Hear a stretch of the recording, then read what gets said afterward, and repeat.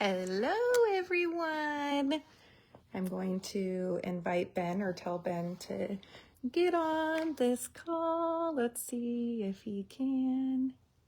Him and I are starting a series of a Tuesday market update with your favorite real estate agent, me, and your join on video. Bring them on to video. You an invite, and your favorite lender, Benjamin Larson with Future First Mortgage. I know there's a lot of noise out there in the real estate market, so we are just going to do we are just going to do updates. Try not to show my double chin of what's going on in the real estate market. Can I hear you, Ben? Can you hear me? I can. Yep. What's going on in the real estate market? Just a few questions. More of our questions are towards buyers, and then one other bonus question I popped in there for him. And I will give you an update on what's going on in King and Pierce County. And if you guys have any other counties you want information on, please let us know, or any questions that you may have. So we're actually going to do these on Tuesday earlier in the day, but time got ahead of us. So if there's any questions you guys have, pop them in the chat and we can either answer them today or next week on our live market update. So Benjamin with Future First Mortgage, my favorite, cutest lender out there. I'm going to tell them what's going on with King County. And then if you wanted to, hi, Ebony, wanted to pop in for one of your questions, that would be amazing. Yeah. So King County, we are seeing a pretty much level up year to year of inventory, which is crazy to me because it just seems like more homes are coming on the market. But year over year, we're still seeing a seller's market, which is about 1.4 months inventory supply. That is, if no one else put a home, no sellers listed their home in a month and a half, we'd run out of listings. So that's really, really exciting. The prices are still going up year over year. Days on market have increased though to about 30 days. So if your home's been on the market for a couple weeks and you are stressed out, just know you're not even to that average days on market yet for King County. So give it a little time. There still are properties that are flying off the shelves as well, that are priced under market value and condition. I've really noticed that buyers are very picky right now. And so if your home is done well, doesn't need a ton of improvements, and is priced right, it is going to sell quickly. And there's not a lot of competition in that area of what you're looking at. So, okay, Ben, that's King County. You have anything to add on King County? No, it's pretty spot on. Okay. So how are buyers winning in this market from your perspective as a lender?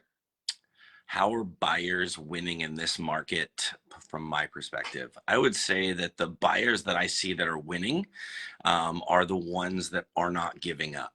You mentioned in the King County market that it's about 30 days on market. So if they are competitive homes that were just put on today and there's 4 or 5 offers, you may not win that one. You know, it may take you 2 or 3 or 4 offers on homes to finally get your home under contract. So if you give up after the first or second or third one, then you're missing out on your, potential home for your future. So I would say that what's really, really, really helping clients is the expectations behind the market and what's going on with someone who can educate you properly in the business and make sure that you're prepared for whatever may come at you when you're making an offer. I love that. Yeah, I would say that's really good advice. And not being as picky right now, I think it's a great, lowering your expectations a little bit to get into the market and realize that this is an investment. So putting on your investor hat versus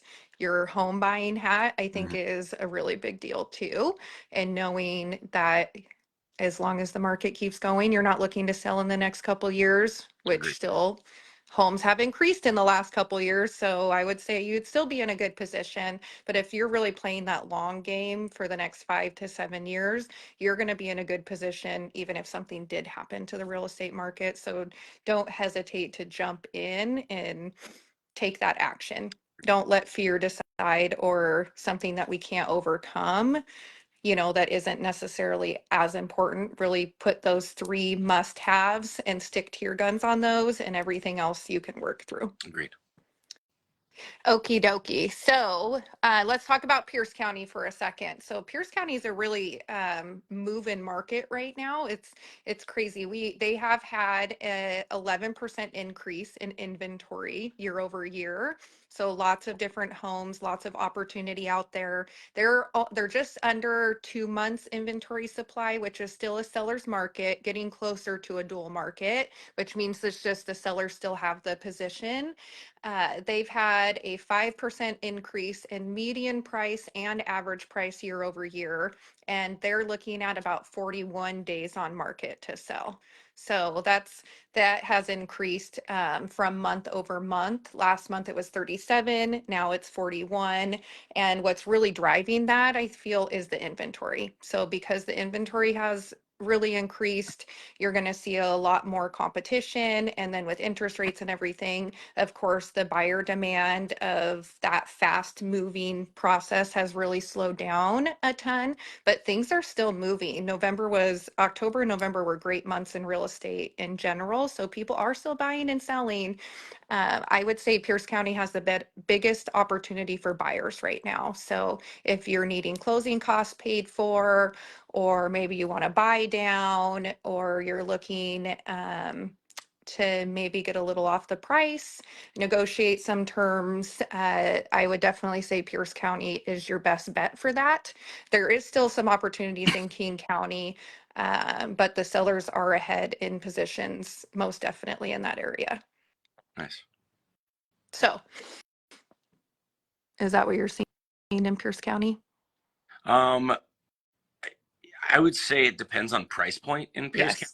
I think the lower price points for first-time home buyers, like between, if there are any, high 200s into the 300s and possibly going into the fours, it's super competitive. I have a lot of pre-approved buyers that are missing out when they go into a home, and that's why setting proper expectations key. I think the higher price point in Pierce County is a little bit more on days on market. So I agree with. I mean, 41 seems like a lot. I'll be honest. I think it's, you said Yeah, 41. 41 days. Yeah. It seems like a lot when you say the number, but I just think that it's probably right on par with the average of, but that lower price point, I think, is moving a little quicker. Well, and I think, like the average first time home buyer price is about 500, 550 overall King and Pierce County. And a lot of people, because interest rates are a little bit higher, are needing to stay around that 400 qualification, which we are starting to see in Tacoma, especially if people are willing to live out there and start building their wealth. Otherwise, they're going to have some tough competition looking elsewhere. With that being said, so you're right. Anything really under 450, unless it's in Tacoma, is a really challenging, Yeah. and for buyers right now Don't give out up. there. Yeah, You'll get don't give up though. It may take you a little bit longer, or you're going to have to change your expectations a little bit. Okay, what tips do you have for buyers who are worried about interest rates right now? um, don't be. Okay, that's so Yeah. easy, sure. Here's the thing. Rates over history, they go up, they go down, they go up, they go down. Prices have pretty much steadily went up. So, if you look at it as, what is the best long-term investment for you as you're trying to build wealth in real estate, even if a rate is at 7 or even 8%. I know they've come back down into the sixes as of recently. You can always refinance and or use, depending on the program you get or what you do, you can use that to your advantage to do a buy down. Or in this type of market where rates are higher, you can end up getting some closing costs, where when rates, if you go back to COVID years where rates were as low as 2 and even lower, people were up paying more on homes of 20, 30, 40, 50 grand cash out of pocket. So it just depends on where you're at and what you're looking for. I think today, with rates where they are, a little bit better for first time home buyers, folks that don't have a lot of cash so that they can get into homes, and they should be taking advantage of that today. If you have a higher equity position or you have a lot of cash, you may want to wait a little bit to see if you can position yourself with rates. Love that. Yeah, I think that's really, and really maybe not focusing so much on the rate, but looking at your overall Mm. payments. And that's one thing when we were meeting with a buyer yesterday, is she's like, well, what happens if I don't qualify? And I said, well, Ben and us will figure out how to get you qualified, right? And so she was turned down previously from a lender that didn't offer any help, just said she had bad credit. So she's just been working on it herself over the last year, trying to figure it out. And I really appreciate our partnership where we're able to look at the long game and see how we can help them in their future, whatever that may be. So whether it's interest rates, or you don't want someone to look at your credit, or you feel like you have a lot of debt, you don't know where to go, I would say the starting point is talking to a lender, preferably Ben, to look at your overall financial history and be able to create you a roadmap to where you need to go. Because when you think you're ready, typically most people have some stuff they need to work through and set themselves up for where your goal is at. And that takes time, and you're going to lose that time by not being ready, essentially, to buy when you think you are. So, okay, couple more. What type of loans are most of your clients using right now to purchase? I would say that being strategic, they're using bond or one of the first time homebuyer programs, if you can qualify. And the income limits in King and Pierce County are huge. It goes up to over 175,000. Mm. So you can make quite a bit of money and still take advantage of one of these home buying products out there that takes care of the down payment for you. And there's so many more programs and products. Talk to your lender, talk to us. We definitely can help you look into kind of the advantages of that. But the best part about that loan and why people I think are taking advantage of that right now is because it keeps cash in your Mhm. pocket. Because with the rates being so high and the payments being a lot higher than maybe you want to spend, you can kind of hedge your payment so that you can have a payment of more what you're comfortable with, because that money is going towards the home anyhow. And then you can put yourself in a position when the rates do come down in the future that you've obtained and secured the home at a lower price. Even though that payment's a little higher, you can hedge that payment and put yourself in a position to refinance out of it. I love that. Well, and you don't have to just be a first-time home buyer to utilize a lot of those zero down state bond programs, which is amazing. So essentially, you could buy a house. Our son did this. He's actually watching right now. Hi, Keanu. For as little as $1,000, right? If you get all of your closing costs paid for, in Pierce County and some in King County are still offering that. And so you could really take your cash and not buy a TV in the middle of the transaction, Keanu, but maybe just utilize it for other things and create a security into your investment, emergency fund, all of that. We're not in the days where you got to break the bank to get into buying a house like our grandparents used to say. So there's so many different programs out there. Again, start the process talking to figure out where that's at so that you can take advantage of what's out there to help. Okay. And bonus question. I get this all the time. I was actually just talking to a client about it today. They want to sell their home. Okay. But they have a 2.4 interest rate Okay. And they are so attached to that interest rate that they literally have will not make a decision and will just hold on to it versus doing their next financial wealth building. So what do we do with them? I think what you need to do is you need to look at all options. And what I mean by that is they may not have to sell to buy. Yep. It may be the smartest decision in their wealth building career of what they're looking to do to keep the home and rent it out and use future rents and get pre-approved to purchase a home.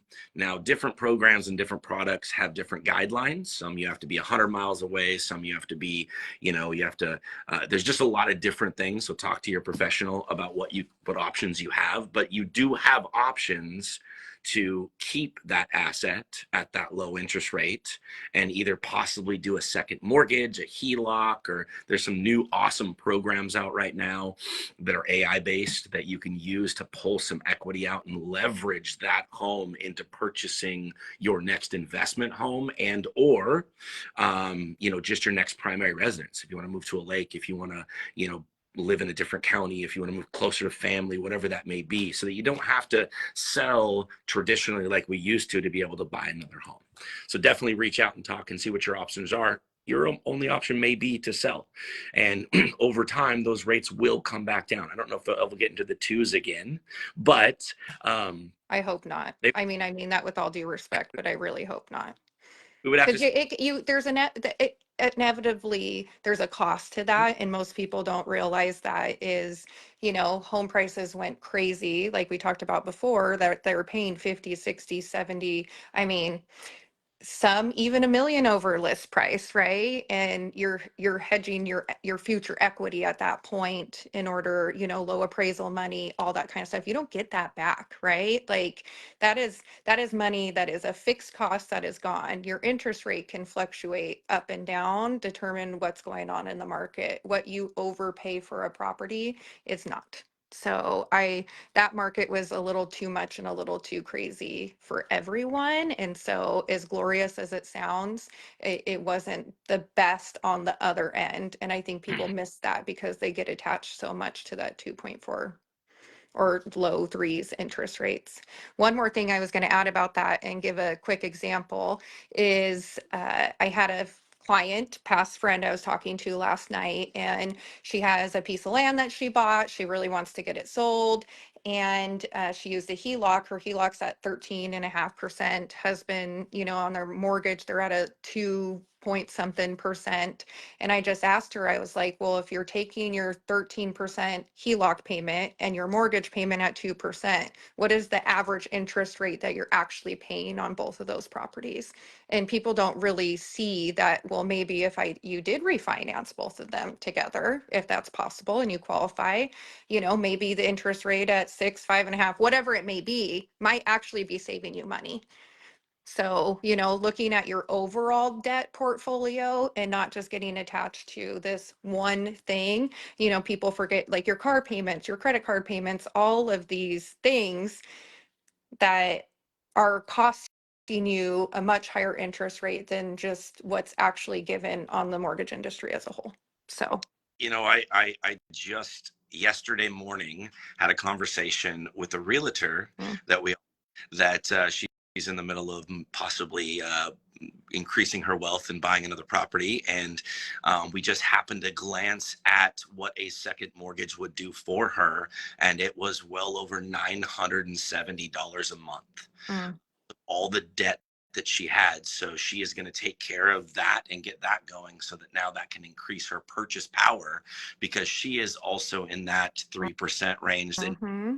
property can rent it for more than what the current monthly payment is. And instead of selling it and using the equity to buy the next home, she can leverage that for her future and then get to retirement Yeah. faster.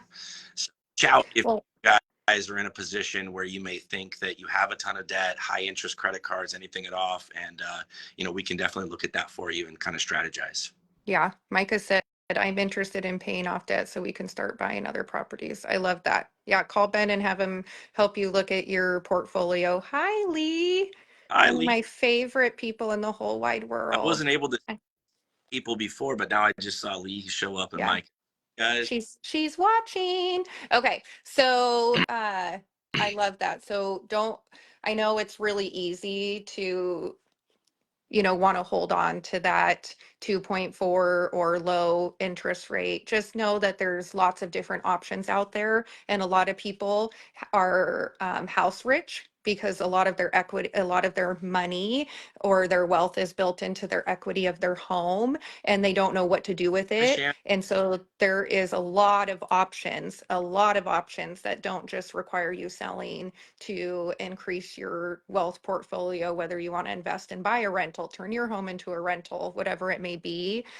Don't allow it just to stop you. Your lender and your real estate agent should be a partner with you in the growth of your wealth and life and legacy. And that's something that Ben and I really pride ourselves on is we're not just transactional clientele. We want to help you, whether you need connections to a financial planner or, a living will person, whatever that may be. We're really going to focus on that in this next year. So if you're just hopping on and missed it, this is our weekly market update. We went over King and Pierce County. We talked about different ways buyers are winning in this market, the focus on concern about interest rates, and what type of loans are out there. If there's anything that you guys want to ask in the future, you can always direct message us privately, or if you want to set up a one-on-one consultation with Ben to go over your financial situation and see what opportunities you have, that is also something you can do. So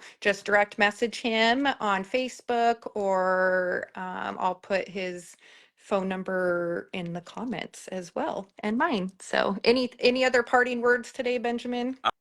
No, I love that we're doing this, and tell your friends, your family, everybody, come in with questions. I want to make sure that we continue to grow as a community and educate. The more education we can give in this space, the better we will all be. So, I agree. all right, Awesome, awesome. Share the video, whatever you guys can do for help, and have a very blessed rest of your day. take care.